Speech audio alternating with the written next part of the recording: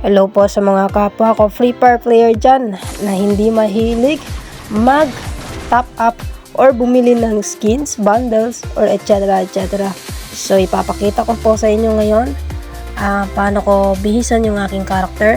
So papakita ko muna sa inyo kung saan ko kinuha yung gagamitin natin dito. So bali nakuha ko na rin pala to, pinag-exchange ko lang gamit yung red ticket. Actually makakakuha kayo ng ticket dun sa Lock Royale, kung saan pag naulit yung makuha yung isang items is nagkakaroon ng ticket na red. Yun yung makukuha nyo at maiipon siya. Pwede nyo nang pang-exchange doon sa redeem. So andito tayo ngayon sa vault at pinili ko na rin yung pinakita ko sa inyo. Hanapin lang po natin yung kapartner nya. So bali dito ang gagamitin natin is yung top, bottom at saka yung sa shoes nya. So kapag ganito, mahirap hanapin yung item na gusto mong gamitin, pwede mo siyang i-add sa favorite. Nakikita nyo yung may mga star na yan, in-add ko siya kasi yan yung mga palagi kong ginagamit. So ang hinahanap na lang natin ngayon is yung shoes niya. Nasaan na ba yun? Hindi ko pa kasi siya na-add sa favorite, kaya nalilito din ako. So dito naman tayo sa head. Pwede tayong gumamit ng mask. Yan, libre lang din yan. Nakuha ko lang din sa mission.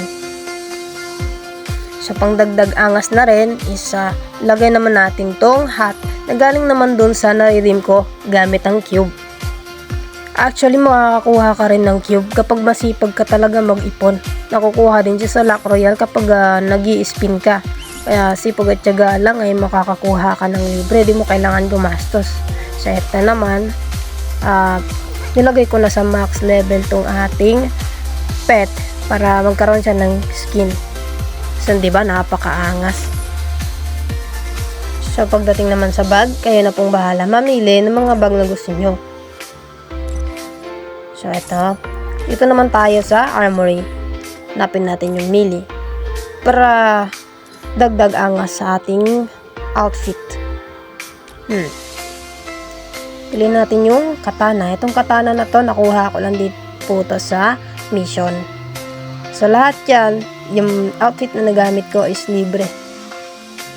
Huwag kayong mahiya kung libre lang yung mga outfit nyo sa Free Fire.